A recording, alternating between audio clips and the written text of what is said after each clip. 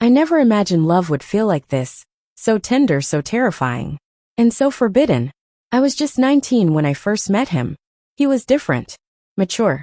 Mysterious. At 41, he carried a quiet confidence that made every boy my age feel like static noise in comparison. His name was Marcus. A friend of my father's. I remember the first time he walked into our house. His deep voice echoing through the hallway as he laughed with my dad. I had just come down the stairs barefoot, wearing a loose shirt and pajama shorts, not thinking much of anything. Then I saw him. And for a brief second, I swear our eyes locked, and the world paused. He smiled politely. I looked away immediately. But that was the first spark. The one I'd keep replaying in my mind later that night, cheeks burning in the dark. I told myself it was nothing, just a silly crush. But deep down I knew it wasn't. Marcus started coming around more often, helping my dad with weekend projects. And every time he walked through the front door, my body reacted before my mind could catch up. My heart would race. My palms would sweat.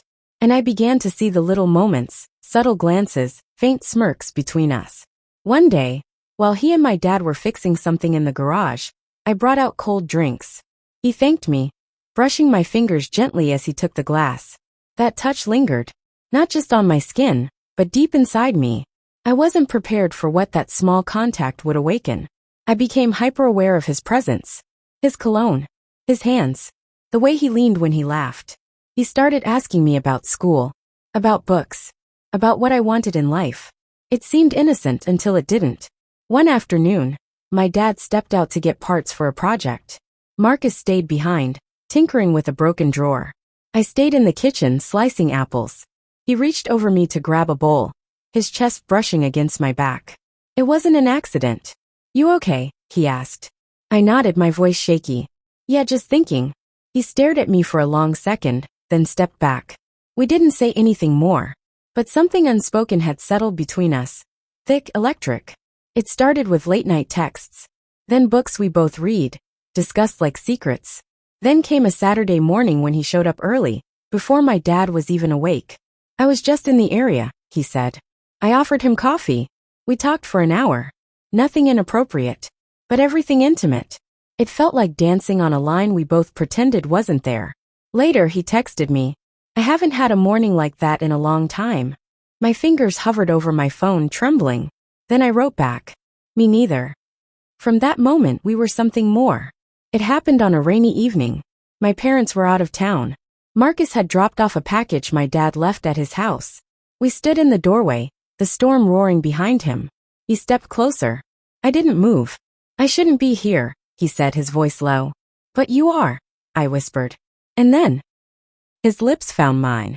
It was soft at first, careful, then desperate, pulling years of restraint into one fragile moment. That kiss unraveled everything. From that night on we were consumed. Secret meetings, quiet touches, whispers in the dark. He'd call me late. I'd sneak out barefoot into the night. We'd lie tangled in his sheets, pretending the outside world didn't exist. But it always found us. He started pulling away some days. The guilt would eat at him. "You deserve more," he said once. "A life that doesn't hide in shadows." "I don't want anyone else," I told him. But the cracks were forming. One day, I left a note in my coat pocket. A love letter from him. My mother found it. She didn't confront me. But I felt the distance grow like a storm waiting to break. He told me he was moving. A new job. New city. New life. But I knew the truth. He was running from me, from us, from the truth we could never say out loud. I ran to him that night. Begged him to stay.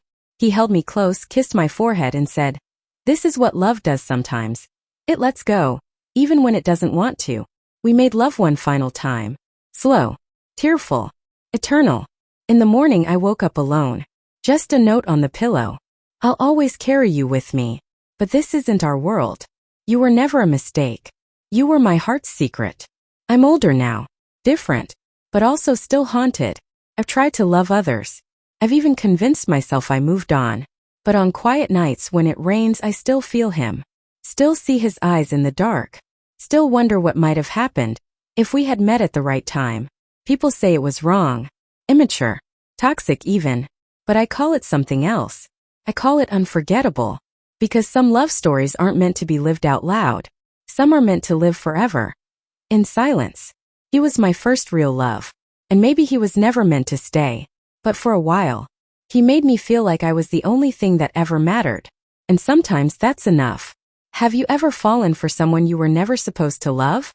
Tell your story in the comments. And if this touched you in any way, like, share and subscribe for more raw, emotional confessions.